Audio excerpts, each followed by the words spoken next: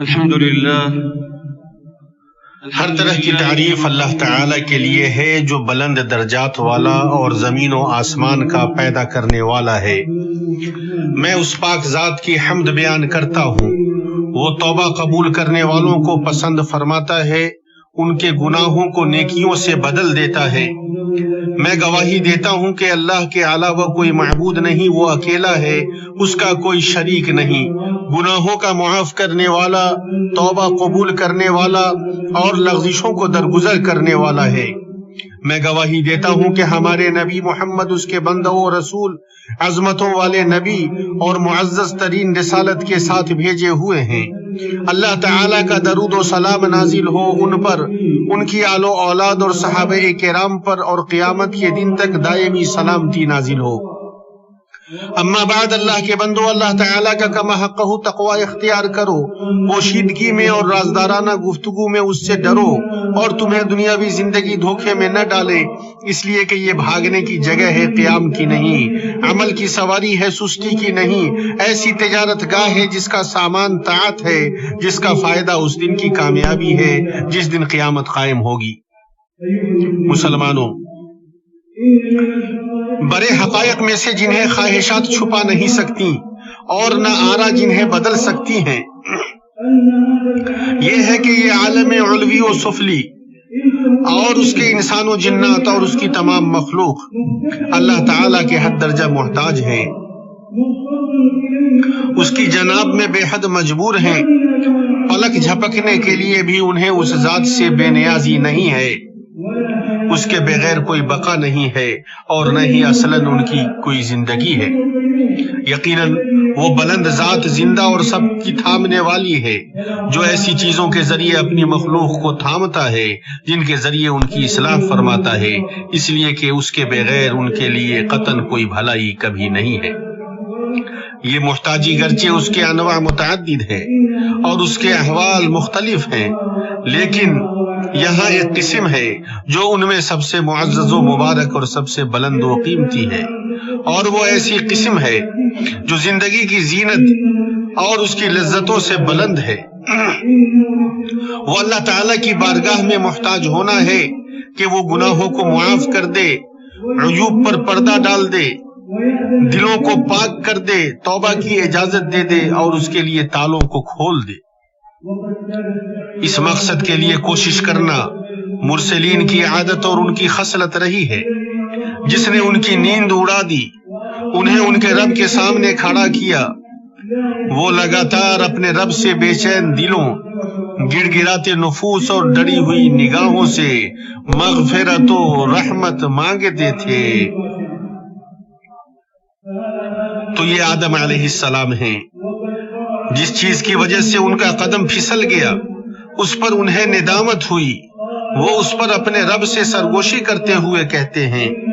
دونوں نے کہا، اے ہمارے رب، ہم نے اپنا بڑا نقصان کیا، اور اگر تو ہماری مغفرت نہ کرے گا اور ہم پر رحم نہ کرے گا تو واقعی ہم نقصان پانے والوں میں سے ہو جائیں گے۔ یہ نوح علیہ السلام ہے۔ شفقت پدری نے انہیں اس بات کی دعوت دی کہ وہ اپنے اس بیٹے کی نجات کی امید کرے جس کے لیے اللہ عز و جل نے ہلاکت لکھی دی ہے، تو ان کے رب سبحانہ نے انہیں اپنے اس قول کے ذریعے عتاب فرمایا۔ اللہ تعالیٰ نے فرمایا، اے نوح، یقیناً وہ تیرے گھرانے سے نہیں ہے، اس کے کام بالکل ہی ناشائستہ ہیں، تجھے ہرگز وہ چیز نہ مانگنی چاہیے جس کا تجھے مطلقاً علم نہ ہو۔ میں تجھے نصیحت کرتا ہوں کہ تو جاہلوں میں سے اپنا شمار کرانے سے باز رہے۔ تو وہ اپنے رب سبحانہ کے حکم کے سامنے مغفرت طلب کرتے ہوئے اور توبہ کرتے ہوئے جھک گئے۔ نوح نے کہا، میرے پالنہار، میں تیری ہی پناہ چاہتا ہوں اس بات سے کہ تجھ سے وہ مانگوں جس کا مجھے علم ہی نہ ہو۔ اگر تو مجھے نہ بخشے گا اور تو مجھ پر رحم نہ فرمائے گا تو میں خسارہ پانے والوں میں ہو جاؤں۔ اور جب آپ علیہ السلام کو اس مقصد کی عظمت کا پتہ چلا اور یہ کہ وہ تمام مقاصد کی اصل ہے، تو انہوں نے اس سے صرف اپنے نفس کو خاص نہیں فرمایا بلکہ ہر مومن مرد و عورت کو اس میں شریک فرمایا اور اپنے رب سے یوں دعا کی، اے میرے پروردگار، تو مجھے اور میرے ماں باپ اور جو بھی ایمان کی حالت میں میرے گھر میں آئے اور تمام مومن مردوں اور عورتوں کو بخش دے اور ظالموں کو سوائے بربادی کے اور کسی بات میں نہ بڑھا۔ اور یہ خلیل الرحمان فرما بردار پیشوا، بہت تحمل کرنے والے نرم دل اور اللہ کی جانب جھکنے والے ابراہیم علیہ السلام ہیں۔ آپ اس مقصد کے لیے کافی فکر مند تھے اور امید و خوف کے ساتھ اسے اپنی دعا کا حصہ بناتے تھے۔ کہتے تھے اے ہمارے پروردگار مجھے بخش دے اور میرے ماں باپ کو بھی بخش دے اور دیگر مومنوں کو بھی بخش جس دن حساب ہونے لگے۔ یہ فکر مندی لگاتار آپ پر چھائی رہی، اس کا جوہر و مغز آپ پر حاوی رہا۔ اپنی قوم کو اپنی ملت کی طرف دعوت دیتے رہے، انہیں رب کے بارے میں رب کی صفات کے ساتھ بتاتے رہے۔ اللہ کہتا ہے آپ نے فرمایا کچھ خبر بھی ہے جنہیں تم پوج رہے ہو، تم اور تمہارے اگلے باپ دادا وہ سب میرے دشمن ہیں بجز سچے اللہ تعالیٰ کے جو تمام جہان کا پالن ہار ہے، جس نے مجھے پیدا کیا ہے اور وہی میری رہبری فرماتا ہے، وہی مجھے کھلاتا پلاتا ہے اور جب میں بیمار پڑ جاؤں تو مجھے شفا عطا فرماتا ہے، اور وہی مجھے مار ڈالے گا پھر زندہ کر دے گا، اور جس سے امید بندھی ہوئی ہے کہ وہ روز جزا میں میرے گناہوں کو بخش دے گا۔ اے میرے رب مجھے قوت فیصلہ عطا فرما اور مجھے نیک لوگوں میں ملا دے، اور میرا ذکر خیر پچھلے لوگوں میں بھی باقی رکھ، مجھے نعمتوں والی جنت کے وارثوں میں سے بنا دے، اور میرے باپ کو بخش دے، یقیناً وہ گمراہوں میں سے تھا، اور جس دن کے لوگ دوبارہ جلائے جائیں گے مجھے رسوا نہ کر، جس دن کے مال اور اولاد کچھ کام نہ آئے گی، لیکن فائدے والا وہی ہوگا جو اللہ تعالیٰ کے سامنے بے عیب دل لے کر جائے۔ اس غم نے نبی کریم عیسیٰ علیہ السلام کو اپنی قوم کے سلسلے میں پریشان کر دیا، تو وہ اللہ تعالیٰ کی رحمت کی طرف اشارہ کرتے ہوئے گویا ہوئے اگر تو ان کو سزا دے تو یہ تیرے بندے ہیں، اور اگر تو ان کو معاف فرما دے تو زبردست ہے، حکمت والا ہے۔ اور وہ کلیم اللہ موسیٰ علیہ السلام ہیں، جب اپنی قوم کی طرف غصے میں افسوس کرتے ہوئے لوٹے ان کے ذریعے بچڑے کو معبود بنانے کی وجہ سے، تو انہیں بھی یہ غم لاحق ہوا اور اپنے رب سے دعا اور رجوع کرنے میں جلد بازی کی۔ ارشاد ربانی ہے، موسیٰ علیہ السلام نے کہا کہ اے میرے رب میری خطا معاف فرما اور میرے بھائی کی بھی، اور ہم دونوں کو اپنی رحمت میں داخل فرما، اور تو سب رحم کرنے والوں سے زیادہ رحم کرنے والا ہے۔ اور جب آپ علیہ السلام نے اپنی قوم کے اس شخص کی مدد کرنی چاہی جس نے اس شخص کے خلاف جو اس کے دشمنوں میں سے تھا مدد طلب کی، تو آپ نے اسے ایسا مکہ مارا جس سے وہ مر گیا۔ پھر آپ کو یاد آیا اور اپنے رب کی جانب اس بات کا اقرار کرتے ہوئے رجوع کیا اور متوجہ ہوئے، پھر دعا کرنے لگے کہ اے پروردگار میں نے خود اپنے اوپر ظلم کیا، تو مجھے معاف فرما دے۔ اللہ تعالیٰ نے اسے بخش دیا، وہ بخشش اور بہت مہربانی کرنے والا ہے۔ یہ اللہ کے نبی داؤد علیہ السلام ہیں، بڑی قوت والے، جس کی سلطنت کو اللہ تعالیٰ نے مضبوط کیا تھا، اسے حکمت اور بات کا فیصلہ کرنا عطا فرمایا تھا۔ جب انہوں نے دیکھا کہ دو فریقوں کے مابین فیصلہ کرنے کے ایک معاملے میں وہ حق سے پھر گئے ہیں، تو انہوں نے مغفرت طلب کرتے ہوئے اپنے رب کی طرف تیزی سے رجوع کیا۔ ارشاد ربانی ہے، اور حضرت داؤد علیہ السلام سمجھ گئے کہ ہم نے انہیں آزمایا ہے، پھر تو اپنے رب سے استغفار کرنے لگے اور عاجزی کرتے ہوئے گر پڑے اور پوری طرح رجوع کیا، پس ہم نے بھی ان کا وہ قصور معاف کر دیا۔ جہاں تک سید الاولین والآخرین اور ساری جہانوں کے لیے اللہ کی رحمت محمد ابن عبداللہ کی بات ہے، اللہ تعالیٰ کا ان پر درود و سلام نازل ہو، جب تک ذکر کرنے والے ذکر کریں اور غفلت برتنے والے ان کے ذکر سے غفلت برتیں۔ آپ اپنے رب کی جانب لوگوں میں سب سے زیادہ رغبت رکھنے والے تھے، اس کے مقام سے ان میں سب سے زیادہ ڈرنے والے تھے، اس کے غضب و عقاب اور اس کے دردناک عذاب سے ان میں سب سے زیادہ خوف کھانے والے تھے۔ اللہ سبحانہ نے استغفار و توبہ کو ان میں ڈال دیا تھا تو وہ سانس کی رفتار سے آپ میں جاری تھا۔ ابو ہریرہ رضی اللہ عنہ کی روایت، وہ کہتے ہیں کہ میں نے رسول اللہ کو یہ کہتے ہوئے سنا، اللہ کی قسم میں دن میں 70 مرتبہ سے زیادہ اللہ تعالیٰ سے مغفرت طلب کرتا ہوں اور اس کی بارگاہ میں توبہ کرتا ہوں۔ بخاری۔ رات و دن یہ آپ کا کام تھا۔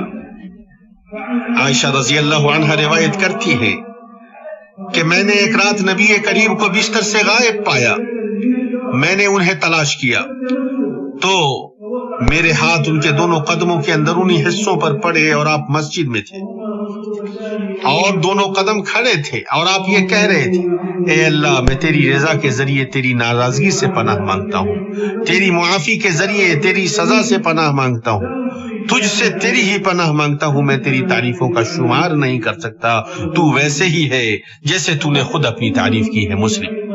ام المومنین ہی آپ کی عبادت و تقرب کا ایک دوسرا انوکھا واقعہ بیان کرتی ہے۔ وہ کہتی ہیں میں نے ایک رات نبی کریم صلی اللہ علیہ وسلم کو نہیں پایا تو میں نے گمان کیا کہ وہ اپنی بعض دوسری بیویوں کے پاس گئے ہوں گے. پھر میں نے ٹٹولا تو لوٹ کر آئی، دیکھا کہ آپ صلی اللہ علیہ وسلم رکوع یا سجدے میں ہیں اور یہ کہہ رہے ہیں سبحانک و بحمدک لا الہ الا انت، تیری ذات پاک ہے، ہر طرح کی حمد تیری ہی ہے اور تیرے علاوہ کوئی معبود نہیں. تو میں نے کہا میرے ماں باپ آپ پر قربان جائے، میں کچھ سمجھ رہی ہوں اور آپ کسی اور ہی حالت میں ہیں. مسلم. وہ مشرق کی طرف چلی اور میں مغرب کی طرف، جبکہ مشرق و مغرب کے مابین کتنی دوری. گناہوں اور ان کے انجام کا خوف ان پیغمبروں کو ہمیشہ لگا رہا، یہاں تک کہ وہ موقف اکبر میں بھی ان کے ساتھ ہوگا. اس دن جس دن اللہ تعالیٰ اولین و آخرین کو ایک ہی میدان میں جمع فرمائے گا، غم اور مصیبت سے لوگ اس حالت میں پہنچ جائیں گے جس کی طاقت نہیں رکھیں گے اور جسے برداشت نہیں کر پائیں گے. تو ان میں سے بعض سے کہے گا کیا تم نہیں دیکھ رہے ہو کہ تم کس حالت میں ہو؟ کیا تم نہیں دیکھ رہے ہو اس کیفیت کو جو تمہیں پہنچی ہے؟ کیا تم نہیں دیکھ رہے ہو اسے جو تمہیں تمہارے رب کے پاس سفارش کرے؟ تو بعض سے کہیں گے آدم کے پاس چلو. وہ لوگ آدم علیہ السلام کے پاس آئیں گے. وہ لوگ کہیں گے اے آدم، آپ ابو البشر ہیں، اللہ تعالیٰ نے آپ کو اپنے ہاتھ سے پیدا فرمایا، آپ میں اپنی روح میں سے پھونکا، فرشتوں کو حکم دیا تو انہوں نے آپ کو سجدہ کیا. آپ ہمارے لیے اپنے رب کے یہاں سفارش کر دیجئے. کیا آپ نہیں دیکھ رہے ہیں کہ ہم کس حالت میں ہیں؟ کیا آپ نہیں دیکھ رہے ہیں جو صورتحال ہمیں پہنچی ہے؟ تو آدم علیہ السلام کہیں گے یقیناً میرا رب جس قدر غصہ ہوا ہے اتنا نہ تو اس سے قبل کبھی غصہ ہوا اور نہ ہی اس کے بعد اس کے مثل کبھی غصہ ہوگا. انہوں نے مجھے ایک درخت سے منع فرمایا لیکن میں نے اس ذات کی نافرمانی کر دی.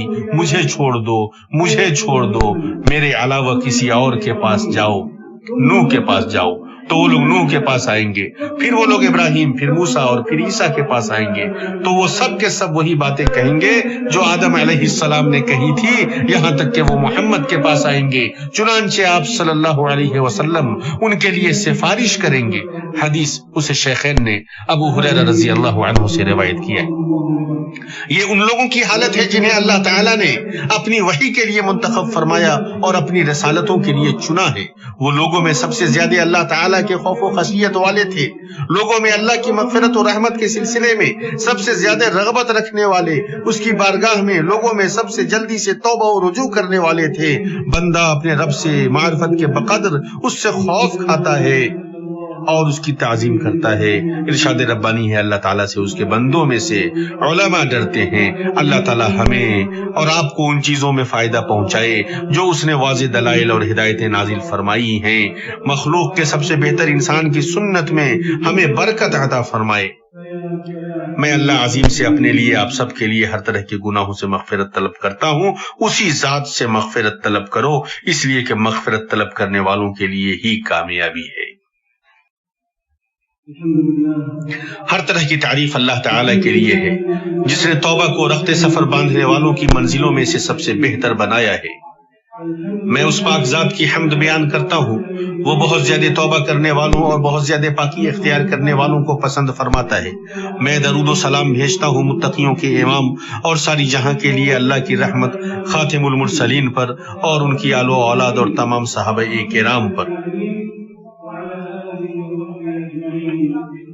اما بعد، مسلمانوں، اس میں کوئی تعجب کی بات نہیں ہے کہ اللہ عز و جل کی بارگاہ میں توبہ کرنے کے سلسلے میں یہ انبیاء و مرسلین علیہم السلام کی حالت تھی.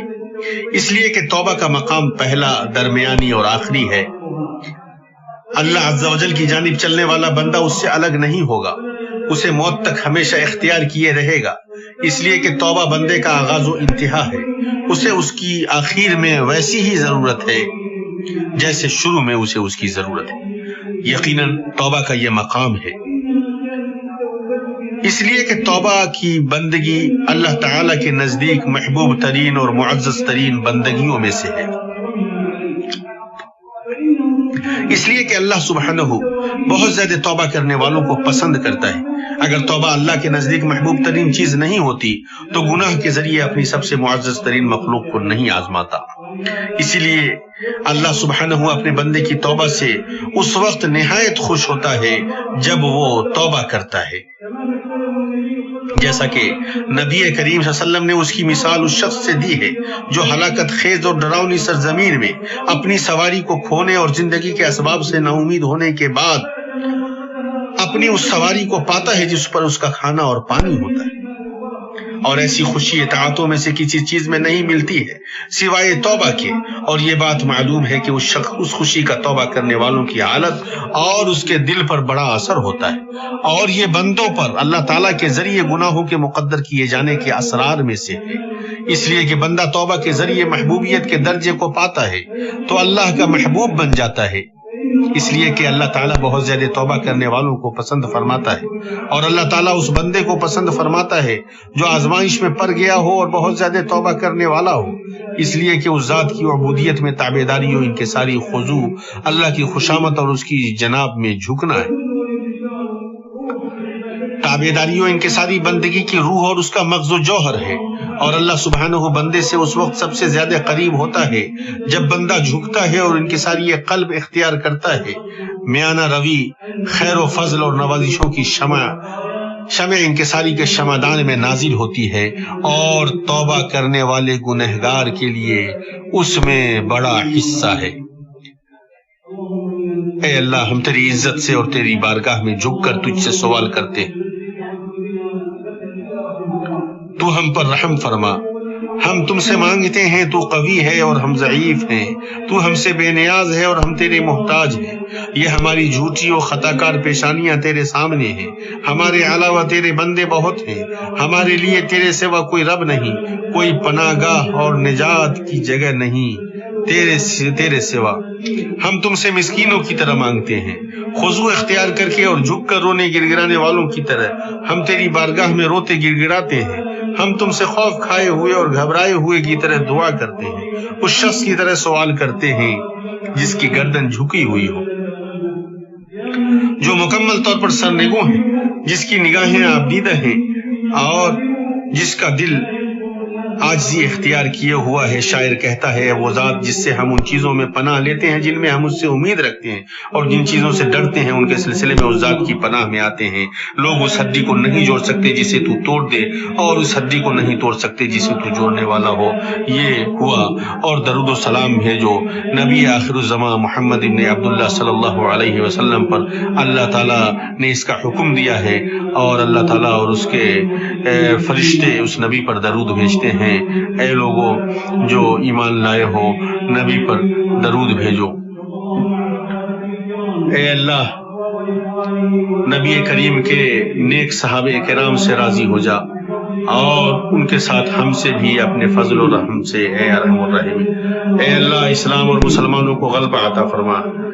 اے اللہ، اسلام اور مسلمانوں کو غلبہ عطا فرما، اور شرک اور مشرکوں کو ذلیل فرما، اور دین کے دشمنوں کو تباہ فرما۔ اے اللہ، اس ملک کو اور مسلمانوں کے تمام ممالک کی حفاظت فرما۔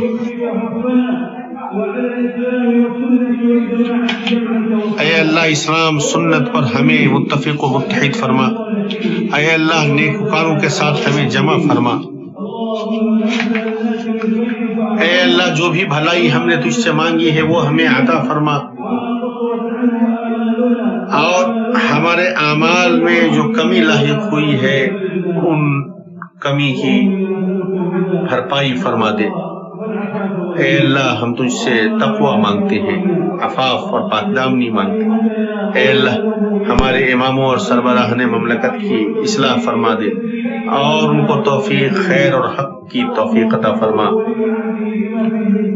اے اللہ، ہمارے ولی عہد کو ان تمام چیزوں کی توفیق عطا فرما جس میں اسلام اور مسلمانوں اور ملک اور بندوں کی بھلائی۔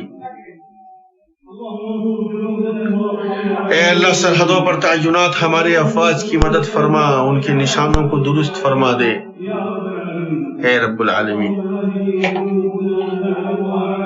اے اللہ، یہ ہمارے گناہ ہیں جنہیں ہم تیرے سامنے پیش کر کے ان کے لیے معافی مانگتے ہیں۔ اے اللہ، ہمارے ان گناہوں کو معاف فرما دے۔ اے اللہ، ہمارے گناہوں کو معاف فرما دے۔ ہماری لغزشوں کو درگزر فرما دے۔ اے اللہ، جو ہم نے بھلا دیا یا بھول گئے اور تیری کتاب نے جس کا احصاء کر لیا، اے اللہ تو ان کو درگزر فرما دے۔ اے اللہ ہمارے والدین پر رحم فرما۔ اے اللہ ہمارا انجام کار تو اپنے نزدیک عفو و مغفرت فرما۔ تیری ذات پاک ہے اور سلامتی ہو مرسلین پر۔